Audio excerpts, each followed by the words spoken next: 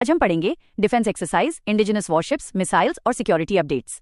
UPSC में बार बार पूछा जाता है कि एक्सरसाइज कहाँ हुई, कौन कौन देश शामिल थे, उद्देश्य क्या था और कौन सा प्लेटफॉर्म यूज हुआ। सबसे पहले बात करते हैं एक्सरसाइज मिलान 2026 की। ये इंडियन नेवी की एक बायएनियल मल्टीलेटरल नेवल एक्सरसाइज है। इसका 13वां संस्करण विशाखापट्टनम में आयोजित हुआ और इसकी डेट थी 15 से 25 फरवरी 2026। इस बार भारत ने कल्चरल इंटरेक्शन के लिए एक विशेष मिलान विलेज भी बनाया। ये एक्सरसाइज शुरू हुई थी 1995 में और पहले ये अंडमान एंड निकोबार कमांड के अंतर्गत आयोजित होती थी। इसमें 70 से अधिक देश शामिल हुए। फर्स्ट टाइम पार्टिसिपेंट्स में जर्मनी, फिलीपींस और यूएई शामिल थे। यूपीएससी एंगल से ये भारत की मैरीटाइम डिप्लोमेसी और इंटरऑपरेबिलिटी को मजबूत करती है।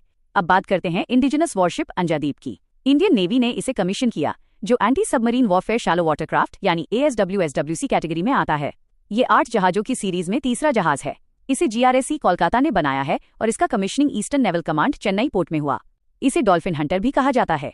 इसमें अभय हल माउंटेड सोनार, लाइटवेट टॉर्पीडो, ASW रॉकेट और वाटरजेट प्रोपल्शन शामिल हैं। इसका मुख्य रोल है कोस्टल एरिया में सबमरीन को डिटेक्ट, ट्रैक और न्यूट्रलाइज करना। ये कोस्टल सर्विलांस, लीमो ऑपरेशंस और सर्च एंड रेस्क्यू में भी उपयोगी है। ये आत्मनिर्भर भारत और बिल्डर्स नेवी विजन को सपोर्ट करता है। अब आते हैं एक्सरसाइज वज्रघाट पर। ये इंडियन आर्मी द्वारा Pokhran field firing range Jaisalmer में आयोजित की गई। इसका उद्देश्य था डेजर्ट रीजन में के 9 वज्र आर्टिलरी सिस्टम की ऑपरेशनल रेडीनेस चेक करना। इसे व्हाइट टाइगर डिवीजन ने लीड किया और इसमें TTP यानी टैक्टिक्स, टेक्निक्स और प्रोसीजर्स टेस्ट किए गए। के 9 वज्र एक ट्रैक सेल्फ प्रोपेल्ड हॉविट्जर है जो साउथ कोरिया के नौ थंडर पर आधारित है और इंडियन तथा नाटो एम्यूनिशन के साथ कंपैटिबल है। अब बात करते हैं इंडिया थाईलैंड एयर एक्सरसाइज की। इसमें भारत ने Su-30 MKI, IL-78 और AWACS डिप्लॉय किए। थाईलैंड ने सब ग्रिपेन जेट्स का उपयोग किया। ये एक्सरसाइज भारत की एक्ट ईस्ट पॉलिसी 2014 और थाईलैंड की एक्ट वेस्ट पॉलिसी 2016 को सपोर्ट करती है और अंडमान निकोबार के माध्यम से इन सिटू फॉर्मेट में हुई। अब एक महत्वपूर्ण अपडेट है कि इंडियन नेवी ने पहली बार CTF 154 की कमान संभाली, जो कंबाइंड मैरीटाइम फोर्सेज यानी CMF के अंतर्गत है। CMF का मुख्यालय बहरीन में है और इसमें 47 देश सदस्य हैं।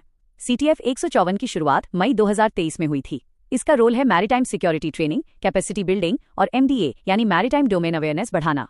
अब बात करते हैं IAF द्वारा ब्रिटिश पायलट्स की ट्रेनिंग की। 19वें UK India air staff talks के तहत निर्णय लिया गया कि 3 IAF इंस्ट्रक्टर्स को RAF वैली में 2 वर्षों के लिए पोस्ट किया जाएगा।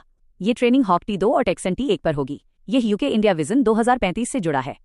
अब बात करते हैं असम राइफल्स में इंडिजिनस डॉग्स की। MHA 2025 निर्देश के अनुसार असम राइफल्स ने इंडिजिनस ब्रीड्स को शामिल करने का निर्णय लिया। ब्रीड्स हैं तंगखुलहुई मणिपुर और कुंबाई तमिलनाडु। ट्रेनिंग सेंटर जोरहाट में है। टारगेट है 2027 तक फुल इंडक्शन और 2050 तक foreign dogs phase out. Assam rifles की स्थापना 1835 में कछार लेवी के रूप में हुई थी और ये ड्यूल कंट्रोल में काम करती है, एडमिन MHA और ऑपरेशंस MOD।